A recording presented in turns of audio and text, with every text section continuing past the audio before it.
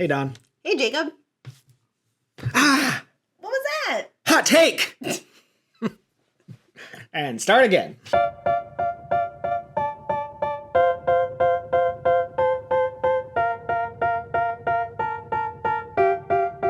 Start again. That was so much more than we rehearsed. That's what I always bring. Well, let's just keep going. All right. So, yes, another episode of Hot Takes. Yes. Hot. So last time we talked about, like, our hot takes on photography trends. Very specific. Right. And now this is a combination of things that were sent in to us, things that we found online or that we see a lot.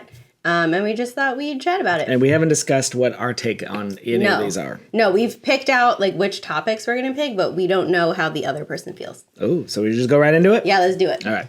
Go ahead. Okay, so basically, if you can't make a good image with a modern camera from, like, the last 10 to 15 years, then it's a skill problem. Yeah. Okay, next. Next. No, I mean, I feel that's true because every modern camera can take a great photo nowadays. Like, there's almost no excuse not to be able to take a good photo sometimes.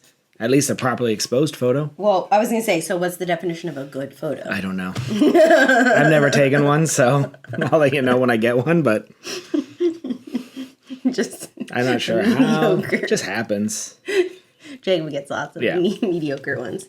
Yeah, I mean, all of these cameras, you stick it in auto mode and you put... I was working with somebody and we were both doing video on something. I was like, oh, what autofocus mode are you using, like, for what you're doing on your camera? And they're like, auto? That one. And I was like, okay, well, there are like a bajillion autofocus options. But yeah, so, I mean, throw it in auto. It's probably going to be fine. Probably. But what happens when it's not fine? Which is what skill comes into. Or at least knowledge. Mm-hmm. Or, I mean, it's still... if you get lucky, it could be good. Yeah. But, I mean, you still get those scenarios where, you know, people want to stand behind the big window and get a picture, and then, like, they're completely dark. Auto mode isn't going to help with that. Nope. You have to know your limits. Crop sensors are for amateurs. Boo! Yeah, we're both biased on this. Yeah, really, slightly biased. I mean, I see why people look down on crop sensor a little bit. They think it's not as good as a full frame. Mm-hmm. And in some aspects, they're partially ever so slightly true. When I was first starting, I had a D3300, which was a crop sensor DSLR. Going from the D3300, even just to the D600, which was like the lowest full frame that Nikon had, was a huge difference. Sure. Like the ISO capability between those two and like the megapixel difference, like the overall quality of how much I could blow up the image, night and day. But now, even the crop sensor cameras, a lot of them, you're getting so much data into that sensor, it doesn't matter. 40 megapixels. Right. It's always more than what I can use. Correct. So... And have you had a single client complain that goes, wow, these photos are definitely crop sensor? No. Or they've been like, we love the photos. I occasionally do have people who are hobbyists that so they actually know what it means. And, you know, they have the newest full frame because they can afford to pay us for photography. So they've got lots of money. But yeah, so, and sometimes it's like, oh, you know, you're using a crop sensor. And it's like, it's just not really that relevant anymore. There is a great scene. Did you ever watch the show Veep? No. Well, there's a great scene where two of her aides, they're in a room, and one of them has brought a camera to take some photos of her doing, like, a meet and greet, right? Mm-hmm. And there's one really annoying guy that's always there, and he brought his camera, and he's like, oh, what do you got there? And he's like, at the time, it was like, I have a 5D Mark III. It was a high-end DSLR. Not the highest end, and he was like, oh, well, I have a 6D. You know, and the other guy was like, cool, are you shooting a lot of wildlife or sports with that? No, but it's a 6D. What are you shooting with? This is a 5D. Not a 1D? No. Why would I need a 1D to shoot this? I have a 1D. I mean, it's more expensive, but it's a really nice camera. You shoot a lot of sports? Moving action, you take hundreds of pictures of herons catching fish? Because otherwise you don't need a 1D. Right, but I have a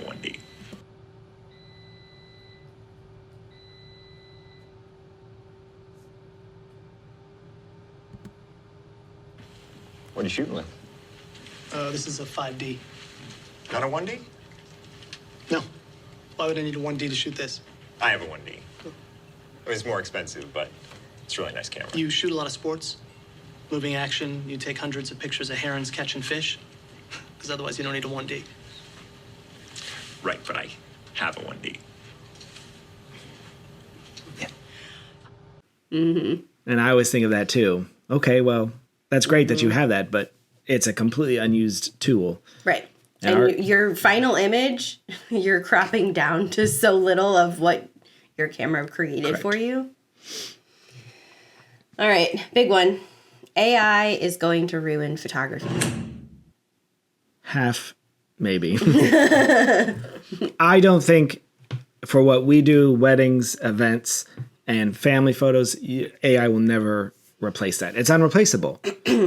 Unless we teach the robots to actually go shoot the wedding. Which, I mean, here's the thing. There will be a day where there's going to be venues that just have cameras mounted Sure. in the whole space, and then they're just capturing everything. But I don't know that anyone's going to care enough to create a robot that can be specific enough to select good locations and do poses and create emotional moments and things like that. Yeah. Gross. So yeah, I think events especially, Now, it'll never go. things like product photography, meh. Even marketing, product, headshots. Headshots. I can easily see those going. I lost one. It was a current client. She's working with me for something else, and she's like, "Oh, do you do headshots too?" And we went through the whole process, booked it, sent the contract, and right before she signed the contract, she's like, "Oh, I found an app. It'll be fine." And she just took a selfie, put it in the app. The app made her wearing a professional outfit, and Perfect skin and exactly. The Out the thing door. is, okay, I'm gonna go on. Maybe I'll save this for another. go on a rant. I have a rant. So like between Ozempic and plastic surgery, like celebrities are all starting to just look the same, Yeah. and it's bad. Like it's like alien like they don't even look real. Did you ever watch the movie? It's based on a Roald Dahl book, but it's The Witches with like Angelica Houston, and they they eat children. Well, when Okay. they take off, but they look like human women, but they take off their skin and become. That's what they all look like now. They look like the witches from. I think the movie's called The Witches. Witches of East. Well, we saw You know what I'm talking about. we saw a clip last night. It was someone singing it on the plaza in front of the Eiffel Tower. And for the first 3 minutes of the song, we're like, who the heck is this? It was Christina Aguilera. Didn't look anything like Christina Aguilera that I remember, but she looked just like everyone else does. And I do think that the use of AI in photography, it's very likely that it's going to make everyone look that way as well. You know, with the filtering, the editing, whatever the AI does. Like, Sure.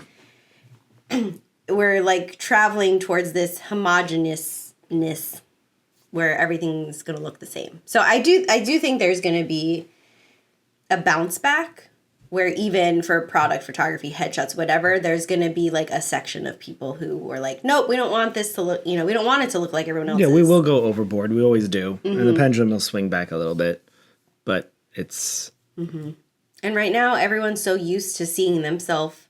Like, no one has a realistic view of what they look like. It's true. Because they just see themselves with whatever filter they put on anything they take of themselves. And people forget too, you on your selfie, you're reversed. So people rarely see themselves what we see. They're seeing a reversed image. So you get that a lot. We're like, well, this is my good side. And they see it. They're like, well, no, that's not what I wanted. Yep. I always do headshots on both sides because it's very rare that someone like actually knows their good side. Yeah. Like my sister and I know our good sides because they're opposite of one another. So if we took pictures on the opposite sides and then we're looking at the pictures later, we're like, oh no, this isn't right. And I know because I have like this side of my face is not symmetrical. Giant This head. side is better. I didn't say good, I just said better. Yeah. But yeah, so rarely do people actually know what their good side is. AI does. Maybe. I just thought, you made a story, but we haven't done our COVID episode at Disney once, but did you know that one of the plans that was floating out there was to put cameras in the wedding pavilion and then the reception ballrooms, like 4 or 5 cameras, And then someone would be back in an office somewhere just... It never obviously made it through because Right. it would be too logistically a nightmare. That was one of the plans that got brought up. One day, I mean, I could totally see it because you'll use AI tracking Yeah. to track the bride and groom. And then I mean, I know sometimes you're like typing with ChatGPT and it's kind of mind blowing how much it feels like a human conversation, but I just don't know if they can ever capture the actual emotion I agree. and like those special moments other than just like, here's a wide shot of everything that happened. Also, Enjoy. we're in an AI, kind of not a bubble, but right now everything is cheap for AI because they're putting so much money into it. Mm-hmm. Do you remember when Uber was like $5 for a ride because they were it was all being bankrolled. Now that Uber has to make a profit, it's very expensive. The same thing will happen with AI. Right now, AI doesn't have to make a profit. They're just throwing money at it to be the best. When they start needing to make a profit, it'll be too expensive and we'll just ditch it. Or not ditch it, but Yeah. it'll cut back. Because there's no way you could charge a photographer and do all these AI things and all this stuff. It would be Yeah. more than just having me be there down the aisle. That's a good point. Good point. I like this one. People think if they need to take better photos, they just need to get a better camera.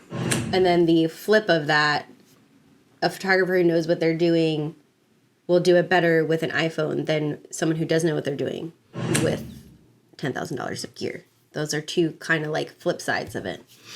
And like I kind of agree with most of that, where like you see that a lot where people are like, oh, the reason my photos are bad is I need an upgraded camera. You don't. You need practice. You need your 10,000 hours. And then you can get the camera that you need. Well, I always, whenever I'm talking with someone who's like newer in their career and they're like, oh, I think I need to upgrade. And I'm always like, okay, well, what limitation are you hitting? That's how you know when you need to upgrade. When you're doing everything you already know how to do, you're using all the tools available to you, and then you still can't push past a certain point. For me, that was when I knew I needed to go from crop sensor to full frame because That crop sensor was bad. No, but this was like 20 years I ago know. or 15 years ago because my low light, I could only get salvageable images up to like 400 ISO. I couldn't go any higher or the picture quality was so bad. Okay, yes. Time to go That's up. when you upgrade. But if you're just like, oh, everyone else has a better camera, I should have a better camera. And that should prove that we've done the reverse, where we've been for so long that we didn't no longer needed all that heavy DSLR and all those giant. We could step back and actually go back to a crop sensor because we didn't need it. It was a waste of money and back Muscle. problems and Muscle pains. yeah. Yeah. Yeah, and I mean, it still goes back to like, And plus, the original Nikon mirrorlesses were hot garbage. well, yeah. Hot garbage. And I wasn't ready to invest in that system. Now, I know they've gotten better, but I was not going to make that leap. No, and I didn't want to spend, because that was 3-4 years ago. Yeah. 3 years ago when we switched. It was going to be $10,000, $15,000 to jump in. When it was like, eh. Yeah. Yeah, I mean, I still think you have to know what you're doing. And even when, for example, someone wants to take a picture at a reception on their cell phone. Okay, well, I know, hey, if I swing my modeling light on my speed light over here, now you're suddenly getting a great picture on your iPhone because I added light. My biggest mistake ever. Yes. See, I'm the opposite with a phone, though. When people hand me their phones to like take a photo, I'm like, I don't know how to. No, but I'm just saying, know. like, we know what's going to make that photo, even on a phone, look better than the average person. Fair. And if the average person took my camera to take that picture, it's not going to be any better because they're not going to know how to make use of it. I feel like I take better photos on my camera than my phone. I'm just like, I don't know how to zoom, like, get it right. Yeah. Whenever... I always feel like they're judging me, too, when they see it and be like, dude, this is just a phone. This is the best it can do. Like, I know, whenever people hand me their phone to take a picture, Ryan will be like, oh, she's a professional, too. And I'm like, don't tell them that. Yeah. Like, I don't expect anything different than if you took it because it's still just a cell phone in a crappy spot that you want to use. It's still the same automatic Right. mode that you're using. I can't remember the photographer's name, but there was a guy, it was probably like 7 or 8 years ago, who was breaking out and doing weddings just on an iPhone. And it was like making a big fuss that, he's just using a cell phone. It's going to ruin photography. It never did. It never did. Because again, it's just a tool that worked for going viral, but it's not a tool that worked for everything. And just like other cameras, the iPhone doesn't have, how do we say this? Like when you take good photos, when it's perfectly lit and it's perfectly all the right. And I've said this, like my iPhone can take just as good photos if the light is perfect and the background is perfect. It takes just as good photos as my DSLR or my mirrorless. What happens though when it's not perfect? Then the camera cannot do it. You don't have the manual controls to change it. You don't have the added lights. You don't have everything that we bring. You don't have a lens hood. You can't zoom. Correct. You can't have any sort of depth of field, really. You can have a fake digital one with portrait mode. Yeah. So I could see iPhones or cell phones in general, like disrupting videography more than photography. yeah. Because like the stabilization in it. But again, you lose out on the depth of field, which is kind of what makes things look cinematic. And then like the cinematic version is not. Have you seen Apple has been shooting like movies and TV shows with the iPhone? But here's the catch, is that they're attaching $40,000 lenses on it. Yeah. So yes, so everything we're saying still applies. I mean, our camera bodies are just computers. Yeah. Just like boxes. the phone is. Yeah, it's just a box. But yeah, the lenses is what really makes the difference. Are you still on? Yeah, so they're still working. They're still boxing. All right. Next one. Do it. Say it. The exposure triangle is no longer relevant in today's photography. False, but also true. Explain yourself, sir. Well, what is the exposure triangle? Okay, so the exposure triangle is basically the relationship between f-stop, ISO, and aperture. And It's a triangle. Yes. So basically you could make you could make an adjustment on your aperture, and then as long as you make the corresponding adjustments on the ISO and or shutter speed, then you're getting back to the same exposure you were at before. And you're keeping the perfect triangle. Yeah. Because if you think of your triangle and you move your f-stop too much, it would extend like that. That's not appropriate. Oh my God. But triangle.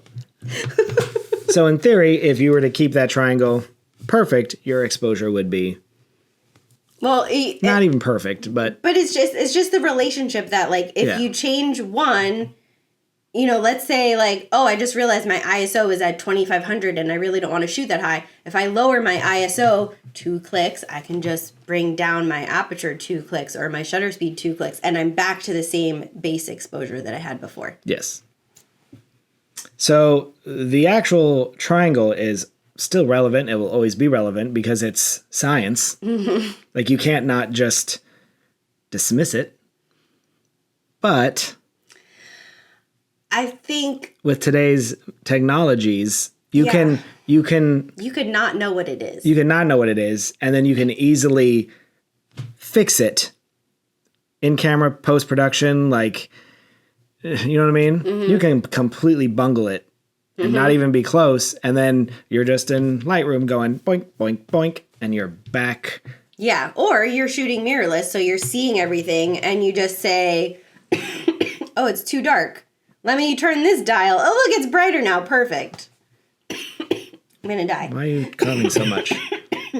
So the exposure triangle is always relevant. It's a part of it. Do people know what it is? Probably not. I don't know. I mean, I learned it in photography class when I was 17. So I've always known it. But if I didn't take that photography class and I just picked, no, because I studied so much on my own. But do I think about it? Not really. I just know. Yeah, I mean, it's just muscle memory for us. Like, we just know that relationship exists. Yeah. So, I jokingly, because Bill taught me this, it's so simple, but like if I'm at F4 and I'm now at a group photo and I want to go to 5/6 and make sure the whole photo, that's what, 2-3 clicks. So then I will then and I don't want to change my shutter. Let's say that I'm at 200th of a second because I don't want anyone to move. I don't want any image blur. I'm at 5/6 now and I've done 3 clicks. That means I take my ISO 1, 2, 3 up. because when I went to 5.6, the photo got darker, so the ISO is bringing it back up. That is the triangle. Right. Do I think about it? No. No. And I think it's very possible someone could have picked up photography in the era of mirrorless cameras and taught themselves. And so they might be functionally doing that, but not knowing why they're doing it, or that Not knowing that the it always relationship. works. Yeah. Yeah. And they just know, like, oh, if I go up this way and I can go down this way, and look, I'm back to where I wanted to be. And then in Lightroom, I can go up, up, up, up, up. And it didn't even matter that I was not even close. Yeah. Okay. This one's going to hurt us. Fujifilms, the film simulations that they provide, is just a fancier name for a color profile like all cameras have. Yeah. I mean, yes, but like... have Or you any seen- Lightroom profile that people make. Yeah. But have you seen some built-in camera profiles from other... They're hot garbage. They're so bad. Hot garbage. One thing, the Fujifilm JPEGs, this is probably a hot take too, out of camera are phenomenal. In fact, both of us, I'm pretty sure, shoot both RAW and JPEG. And a lot of times I don't even touch the JPEGs. And by touch, of course, I do little things, but like I am not completely changing the profile like on a RAW or even some Nikon photos. No, I mean, honestly, if I'm shooting for I have 3 companies now that I freelance for who want me to deliver JPEGs to them. I shoot RAW on one card, JPEGs on the other. Unless we had a catastrophe, I literally just copy those JPEGs and send it to them. I don't touch them. Yep. And I've never once had anyone be like, Dawn, what are you doing? and I see the final images and they're not, someone else edits them. Yeah. But really, I think they're mostly culling because they don't look that different. So yes, that is true, but they are just a fancy color profile, but they're really good. They're really good. And they're in camera, so I don't have to like mess with them too much. And they're much more modern looking, or like, I shouldn't say modern looking. I don't know. Like thinking back to my D750, I would never go to anything other than standard. Oh, correct. Never. Like vivid, monochrome. It was just like all so extreme that didn't produce a good image. You're right. Everything on Fuji looks natural. And if you know film, then you'll know some of them. You're like, oh, that's, it's nostalgic. But they also, I would almost say timeless. Even the standard, just right. It's just timeless. The colors look good. They're not out of control. No, it makes skin tones look like everyone looks a little more fresh and vibrant. Yeah. So you can be right, but we're still right even more. You could be right. That can be the hot take, but like, so what? We're still going to use them. Okay. The more post-processing you have to do, the worse of a photo you initially took. As someone who's had to do a lot of post-processing, yeah, 100% right. As someone who knows from experience. Yeah. If you get it right in camera, then that's less work you have to do. The whole point is to work less. So if you get it right in camera. Now, there are exceptions to this. If you've done something specifically to construct it in post, like you're doing some sort of special effect, like a focus stacking, or like what we do with turning people into ghosts. Like, we can't really do that in camera. We have to do that. Like, I'll give you a good example. This is a while ago, but I took a group photo and it was at Epcot. This was years ago. And I cut off, I was on a 7200 and I was as far back as I thought, and the group was wider than but I was helping get the group set up. So by the time I got back to the camera, I didn't have time to like and it had to be done right then. So I took the photo and I was able to get them close, but one lady, her arm was cut off and I didn't realize it too. I was shooting too tight. Luckily, I then took a slate photo and I had to then... Well, what's a slate photo? A photo, once they were done, like I left my camera sitting exactly where it was. We got everyone left. We broke down these benches and I just took a stock photo with nothing there. So what I did is I had to cut them out, the whole group, and put them on the slate photo. So then that gave me the width to then, luckily, I had another photo of her because they did individual breakouts of like, and I was able to take her and put her on the side. Shoulder back in. Yeah. But then the hard part is, if you know the backside of Epcot by the ball, they have those, the lights that don't work on the ground anymore. Lots of curves. Remember, the Slate photo and her is tight. So she's now on a wider photo than they were, so the lines didn't match. So I had to rebuild all that. It took me hours. If I had got that right in camera, it would have taken me 10 minutes because the light was perfect. We did it early morning, couple of flashes. The compression, I was so far back, it looked great. Like, it was a great photo. Get it right in camera. Yeah, I mean, I agree with you. I know there's a photographer that we used to work with who shot mostly available light, and then like her images would look beautiful. But at one point I started doing editing for the company, and I got her original raw files, and I was like, what the heck happened today? Right. But it's because she did a lot of her work on the back end in editing.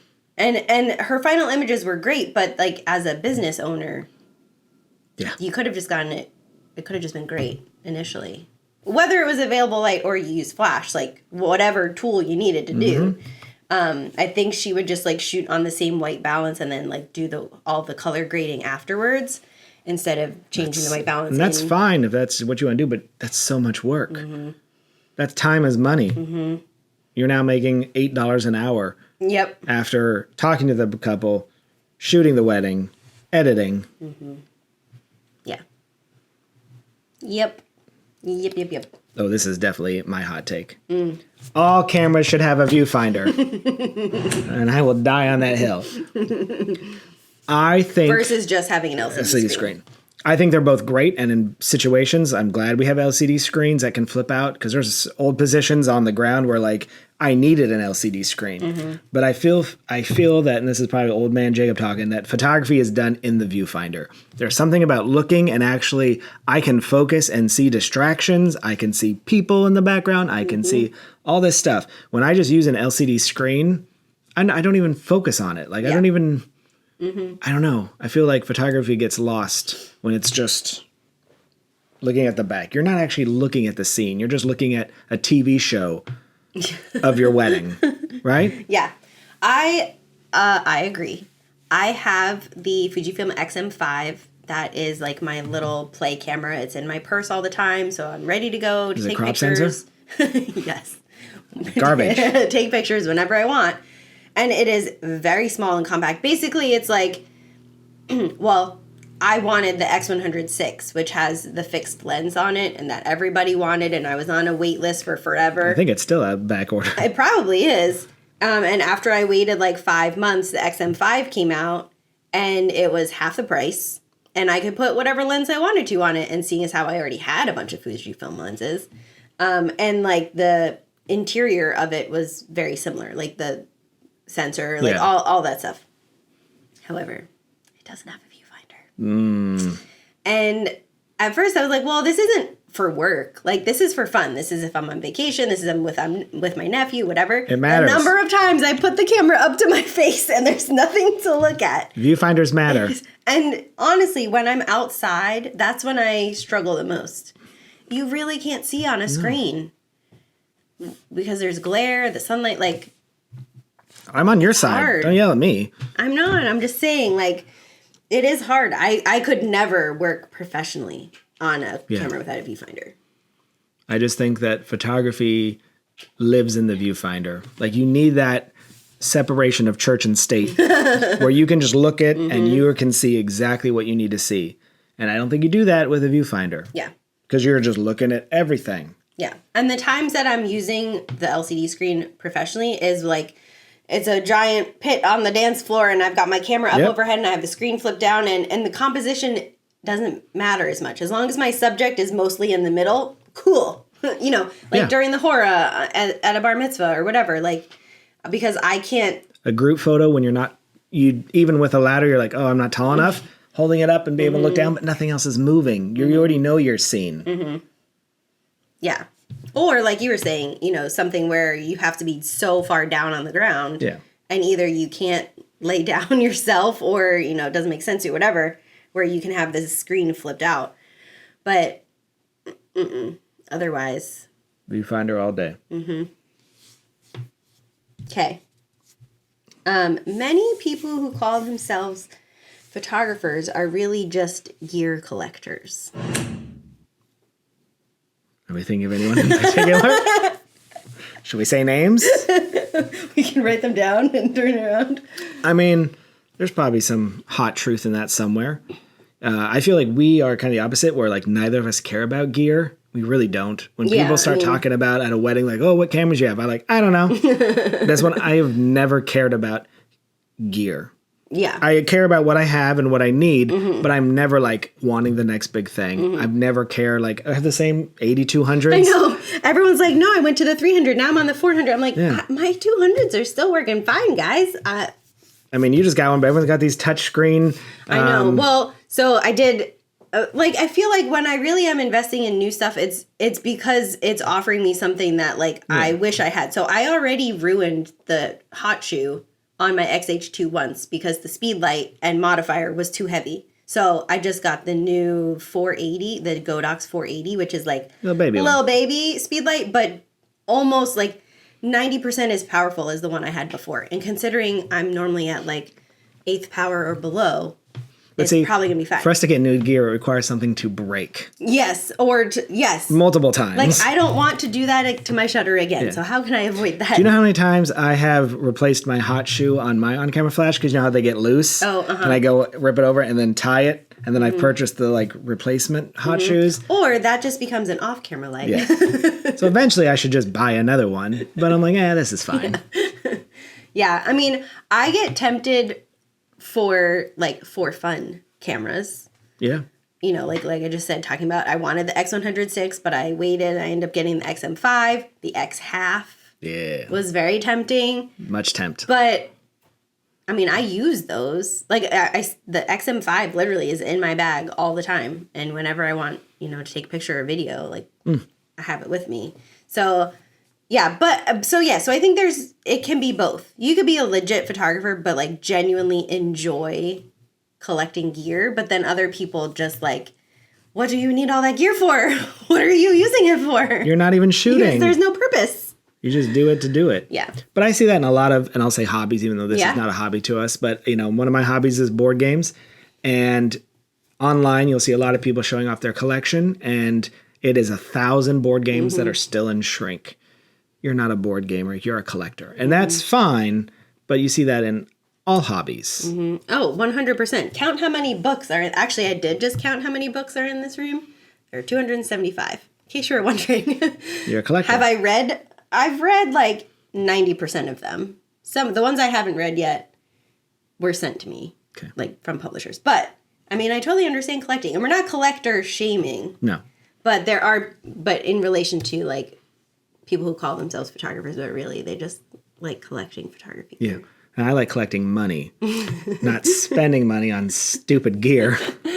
There's a girl I watch on YouTube, and she has been talking like most of this year about, overconsumption and like how do we combat that and consumers and whatever. And she made a point that like really hit me. She's like, let's say you have 7 favorite shirts. That means you get to wear a favorite shirt every day of the week. But if you have like 14 shirts that you own, or no, if you have one favorite shirt, you get to wear it once a week. But if you have 14 shirts and one favorite, now you only get to wear your favorite once every other week. Or, like the more stuff you have, the less you get to enjoy the things that you love. It's true. So I have 150 board games. But I feel like you probably make a good effort in rotating through them all. Every single game has been played. If I don't play a game, I sell it. That's the rule. And every year, once a year, I do a big cull at one of the cons. Because I take it to the con and sell it. Purchase. But that's what I'm saying. But like, yeah. I keep it. If I don't play the game or it's just not fitting anymore, there's plenty of games that I love, but we're just not playing anymore that have gone no emotional attachment. Some emotional attachment. I mean, I have emotional attachment to things, but I am coming around to the idea of like, well, but I want to enjoy the things I really, really, really love instead of just having more of stuff that I kind of like a decade ago, I powered down my Lego collection. I mean, I had a lot, but I really wasn't enjoying all of it. So now it's things that, I truly like. Yeah. Well, even with me for my books, I probably in 2025 only purchased like 7 books, like paperbacks, because I rarely have time to like sit down with a paperback and read it. I'm normally listening, or it's like middle of the night and I can't sleep and I'm on my Kindle, trying not to wake Ryan up reading a book. So trying to just focus on digital versions. If 5.6 is fast enough. I mean, no. No. 4.5 is fast enough. Jacob and I like to sit right Yeah. at 4 or 5. Could I get through a wedding at 5.6? Yeah. Yeah, but Would I want to? No. I feel like I think the hot take there that was sent in was that like we don't need 1.8, which I also agree with I don't. because I don't go to 1.8 very often. Very often. I have to use a different lens other than my main two lenses. Yeah. And You have to get a sometimes- special lens. I mean, I do go down to 2.8 a lot during receptions if I'm trying to get as much ambient light as I can, or like solo, portraits. But even still, like I had a family portrait where some photos had 12 people, some had one person. I wasn't changing my aperture in between. Nope. Like, The exposure is staying what the exposure is. yeah, because they don't want to sit there and wait for me to change. Figure out this exposure triangle. You know what that is. But I mean, you can get more depth of field just by zooming in more. I mean, I shot the whole thing on my 70 to 200. So There you go. on the solo shots, zoomed in more. Now you get deeper background. It looks prettier. I don't have to go down to 2.8. I just stayed at 4.5 the whole time. 4.5 all day, baby. Shout out 4.5. Okay, Last one. last one. Was this one sent in or did we find it? Who knows? Well, you've been saying this. This is for true forever. too. This is just Jacob hot take. Many photographers earn more money teaching and doing workshops than they do with paid photography jobs. I have said the true money in photography is selling shit to other photographers. Like this podcast. I'm serious though, Yeah. and especially because as you get into this, you can't shoot weddings until you're 70. You can't. There has to be an off ramp. And so that is selling, your courses, your subscriptions. It used to be Lightroom profiles, your stupid lights that you've designed. I used to say, and I won't say who, but I used to say there was a photographer we knew, and I'd be like, if that person bought it, then you're going to make $1 million because they would buy any of the stupid shit. Yes. So, and now do I yearn for that? 100%. I would love to sell something dumb to photographers. I would love to teach. Yeah. That's where the money is. I'm just, the business part is always the glitch. You still need to be good at business to sell your photography course. This is true. But you don't have to shoot. Right. Oh, the dreams. But yeah, there's no hot take there. If you Yeah. want to be super rich. But the thing is, to do that, you usually need to have the background ahead of time, though. So you still have to earn your... There has to be some proof of concept, Yeah. at least, that you know what you're doing. Yeah. But yeah. Unless you're really hot and wear skin-tight outfits. Then you're good to go. You can just go right to the top. Yes. Or, you can just start making ASMR videos with photography equipment, Yeah. and then that. Or you're a mom that takes photos of your kids doing fanciful things and then right to the top. I did see a lot of people selling like their mini session guides. So like what to do in your advertising, what to like how to set it all up, what the sessions themselves should be like. And then when I went to like their photography pages, I was like, how are you making money on this? What am I doing wrong? Right? But again, it's the business part that makes them successful. I kind of akin it to if you ever see someone on Instagram or social media that says like, follow me or say write yes in my comments to get this guide to make $10,000 a week, to which I'm like, why aren't they doing that? Why are they hawking this to me when they could just do that? Yes. Same thing. Okay. So, what'd you shoot this week? Hot take, I shot. It was actually a pretty slow week, I think, for both of us. I had a candid, what do they call it? Candid doc, but a convention. And I honestly, right now, cannot even remember what it was for. For a company doing Something. company photos. Company doing company stuff. And then I had a Magic Kingdom portrait session, which, you know, and it was early. I think our call time was 3:30. Yeah. Because Magic Kingdom has been opening super early, like 7:30 early, or at least like resort guests. So we had to be out by 6:30. Yeah, it was so early. And I was like, well, I hope you didn't want any light time because there is no... I know. I had one not that long ago where like the bride really wanted daytime, and it was like we picked them up at 5, so the shoot was 5:30 to 6:30, and I was like, well, maybe like the last 7 minutes there might be some light, and then of course it was cloudy that day, and I was like, ugh, I can't get you anything. Like I was going as low as I could on my shutter speed handheld, ISO jacked up, and it still was like nothing. So yeah, not fun when you're there that early. I prefer when half the session's in the dark and half. I agree. Like the sun coming up during. Because I used to say you get both. I'll give you some dark castle, and then by the time we end, you'll get some beautiful sunrise castle. But yes, it was a good session, though. That was all I did. Cool. Well, this has been my year of attempting mini sessions for different things. So we did Mother's Day mini sessions, and then I also partnered up with a local school and offered mini sessions. They had us in their auditorium. So we had some families come out for that. It was good. It didn't get filled in as much as I wanted, but it was probably better because then I had like a nice, comfortable pace the whole day. And like there were a few families I gave a couple extra minutes to just because we needed it. But then I also had a really early call time for Disney. Call time was 2:30. Ooh. We started with getting ready photos at 3:30. And it was... Welcome to Disney weddings. It was a very big wedding party. Like 15. Where were you at? France. Oh, okay. However, all of those people getting ready in the hotel, but getting ready like it was a normal time of day to be up and getting ready and like doing shots and playing music. So I'm sure all the other guests were very appreciative of that. The room next door, they were like pounding on the wall. Security got called on both. They were the bride and groom were in separate rooms on the same floor, but like 15 rooms apart from each other. And Disney security was called for both of them. They were stopping us in the hallway to be like, you need to keep it down. And I was like, well, we are not the ones. Like, I have no control over these grown adults. So yeah, that was wild. I don't think I've ever done getting ready photos that early.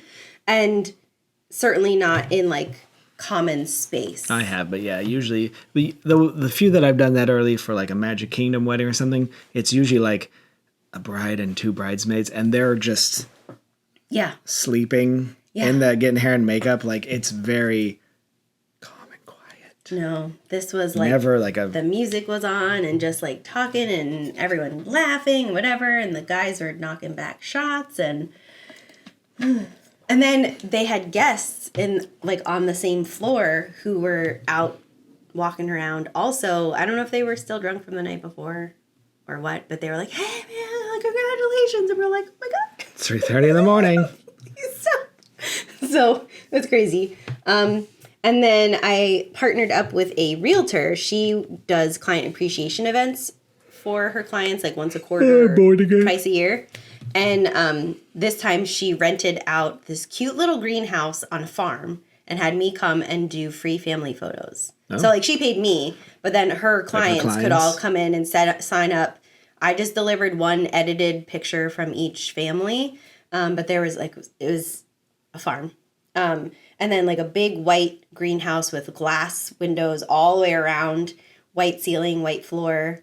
White like wood plank floor, and then they had like it's a church Christmas trees set up and like a red couch set up. It was so cool. All right. And then of course Ryan's eyeing it. He's like, we could totally build that in our backyard. But yeah, this farm, they like rent that space out year round. They just like change out the decorations. Smart. Super cute. So yeah, that was my week. Cool. All right. Not photography corner. Yes. I just burped. So I got to thinking, because I like movies, and we'd kind of discussed this before, but not like, it's not your favorite movie, but what is a movie scene that is unforgettable to you, has affected you emotionally, angrily, physically, that you'll never forget? You go first. Okay. You have 2, right? I have 1,000. Okay. But- Well, you go first with 1. Okay. My first one, though, is, and this does happen to be one of my favorite movies, but it's a movie called Almost Famous. Have you ever seen it? Once. Once. Fantastic movie. It's about a band that in the like 70s that is just up and coming band. And this young kid who wants to be a writer pretends to lie to Rolling Stone. It's based on a true story. And he gets put on by Rolling Stone onto this up and coming band to write a story about them. And of course, along the band and all the 70s mayhem that is rock and roll, he gets experience all of it, but he's like 14 years old or 15 years old. He says he's 18. Kate Hudson's in it. It's one of her first roles, like major roles. I think she won an Academy Award for it or got nominated for it. Blah. So there is a scene where the band, after a long day, or they get in a big fight after a show. And the lead guitarist, who's kind of the main character, Billy Crudup, the actor, who you may know from Dr. Manhattan and the Watchmen. He's currently in The Morning Show as the head executive. Have you watched that? He's the rock and roll guy, and he has it, and he says he's leaving the band, and he goes, and he's like, I need to find something real. They're in the Midwest somewhere. So he just crashes like these kids' house party. And of course he does. He gets drunk and he does acid and he gets on top of the roof and he's like, I'm a golden god. And all these things. He jumps into the pool. So, and the kid is there. The reporter is there the whole time just documenting this. And then finally at the end of the day or the next morning, the bus and his tour groups find him. They put him back on the bus and they go back to their next thing. So they're in this bus. And of course the band is all kind of still mad. He's in there like in a blanket, soaking wet. Right? No one's talking. And then the music, Tiny Dancer, plays from the radio, I assume. And then they just all start singing it, like one by one. And then it just becomes this moment when nobody talks to each other, but it's like the band has been reunited. And I don't know why, but I freaking love that scene so much. And there's this weird line where like the reporter's like, we need to go home. And Kate Hudson goes, we are home. It's so cheesy. But the rest of the part, like, I don't know. I just love it how the song slowly builds. Because it's a slow build song anyway, right? And then one person starts singing it. And the second person starts singing it. The drummer guy starts kind of like drumming in the back of the bus. And then It's like it a crescendos. musical slow clap. Yeah. I don't know why. I love it. Good scene. And it's Like always affected me. Go see Almost Famous. Okay, so you're going to make fun of mine. Always. I have a couple follow-ups.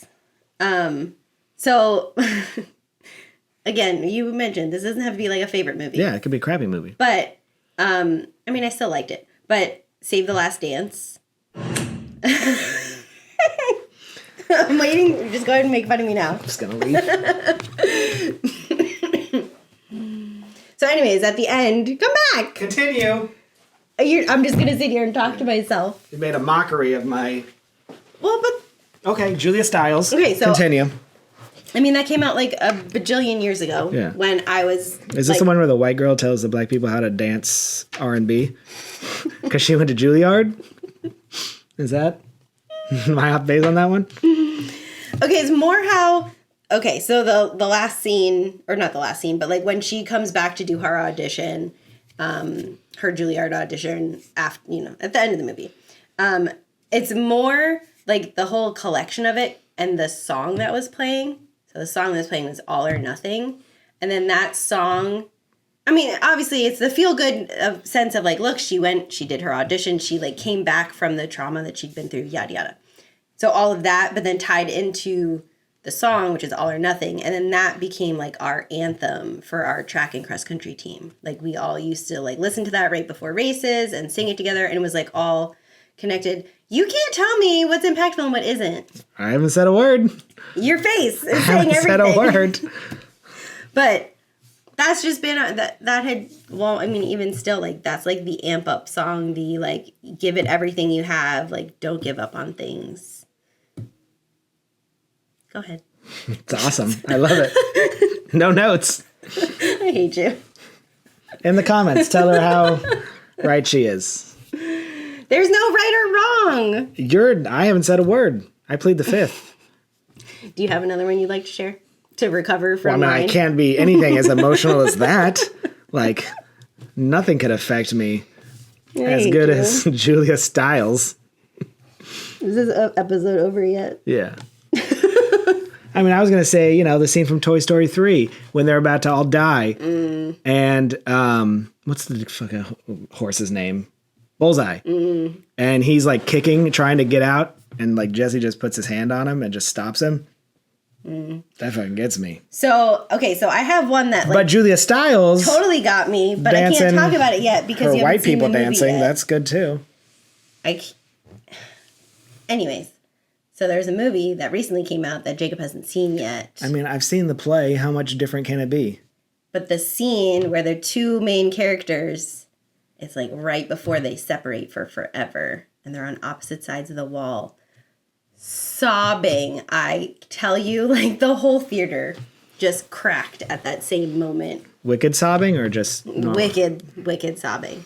But yeah, I mean, it's not that different from the play. So if you've seen it, you've seen it. But Have you seen the memes of they take the Wizard of Oz and Dorothy when she's trapped in that room and they muffle the music, but they have them singing For Good above her? Because if you watch Wizard of Oz, she's trapped in that thing, and that's when they would be singing For Good. well, that's and basically. there's a scene where Dorothy's kind of like looking like this, like, what is it? Why are they singing? I mean, yes. Yeah. Yes. But yeah, Glinda is like inside a closet basically, so Elphaba can do what she needs to do with Yeah. Dorothy. But they're just, like the screen is split one on either side. And I mean, and the crazy thing too is like, as this was building, I was thinking to myself like, wow, I'm surprised I haven't cried yet this movie. Like, what's wrong with me? Like, normally the first movie I got really emotional and then that scene happened and it was just like blubbering, crying so hard. Another one. Oh, here we go. One more. I hope it's another Julia Stiles movie. 10 Things I Hate About You. In Born Identity. Thunderbolts, Yeah. when they had the little girl that was on the street and then she She should have died. blipped, They should have. Spoiler alert. that was like an audible gasp moment. Like, because that feels like a risky thing They to should, do. and in that's a why they story. should have And- left it. Well, and same thing with like Rogue One, where like they all died Yeah. and they let them all die. They had like, to. But it was like heartbreaking, but then also refreshing that like they took those risks. You didn't know that in Rogue One, though? Because why would they never show them again? I knew that. I was like, they have to die. No, I know. Otherwise, they would have been in New Hope. I know, but they could have just not. They could have just not done that story. It's true. It's the best Star Wars there is. Have you seen Andor? Mm-hmm. God damn, it's good. Mm-hmm. It may be the best Star Wars. I want to go back and I've rewatch seen. Andor. You have to watch The first season without. Like, the second season I did better, but that first season, because it was releasing once a week, Yeah. it was so dense. The first 2 episodes are rough. But then Yeah. Go It was ahead. just really dense for me to keep up with week to week. Like, I wish I didn't have to watch it separately. I was going to say something else before you rudely interrupted me. Maybe about Julia Stiles. I don't know. What were we talking about? The lyrical wonders of. No, I don't know. It doesn't matter. Let's go home. Okay. Bye. Bye.